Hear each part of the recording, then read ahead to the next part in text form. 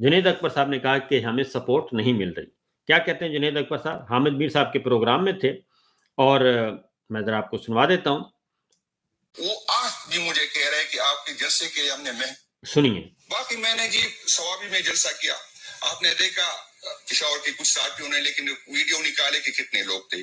آج تک اسد قیصر صاحب، شاہرام خان، اس نے بہت محنت کی تھی اس جلسے میں. وہ آج بھی مجھے کہہ رہے ہیں کہ آپ کے جلسے کے لیے ہم نے محنت کی، اس لیے صوبائی حکومت ہم سے اس کا رویہ ٹھیک نہیں ہے. جی اندازہ کر لیجیے. ابھی میں اٹھا ہوں، میرے آفس سے اٹھا ہے. میرے ریجن کے جی ایس صاحب جو ہے ریاض خان بنیر سے جس کا تعلق ہے، جس کا بیرسٹر گوہر صاحب کے حلقے سے ہے، اس نے کہا کہ میں نے آپ کے لیے جلسہ کیا، میری پرانی اسکیم بھی ڈیلیٹ ہو گئی. اچھا جی اندازہ کر لے اس حالات میں پروونشل گورنمنٹ جو ہے وہ جو آپ کا ساتھ دیتا ہے وہ اس کے خلاف کام شروع کر دیتی ہے. میں 5 مہینے سے مجھے جی میرے ان پٹ سن لیجیے. میں 5 مہینے سے ابھی میں نے بیرسٹر گوہر صاحب سے کہا، میں نے کہا میں ایک صوبائی صدر ہوں، مجھ سے لوگ ایکسپیکٹ کر رہے ہیں کہ آپ جو ہے ماحول بنا لے جو جس طرح میرے ذہن میں تھا کہ میرے ساتھ تعاون ہوگا، صوبہ ہوگا.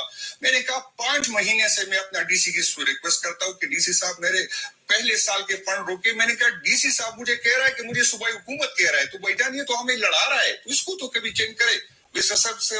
سگو صاحب نے مجھے کیا کہا، ابھی مجھے کہا کنفرم کر لے.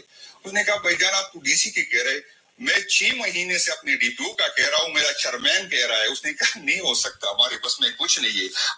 جو پتی زیادہ چھوٹ دے رہا وہی پتی مارا جا رہا ہے. باقی میں نے جی ثوابی میں جلسہ کیا.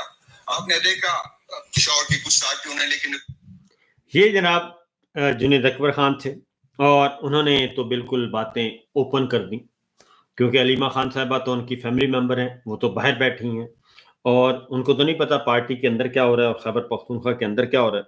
جنید اکبر صاحب تو خیبر پختونخوا کے صدر ہیں، انہوں نے تو ساری بات ہی کھول کر بیان کر دی کہ جناب یہ تو کیا نہیں، آپ بیرسٹر گوہر کو کہتے ہیں، ان کی میمز بنتی ہیں اور ان کا مذاق اڑایا جاتا ہے، تو بیرسٹر گوہر کے بھی بات نہیں مانی جا رہی، علی امین گنڈا پور ان کی بات بھی نہیں مان رہے.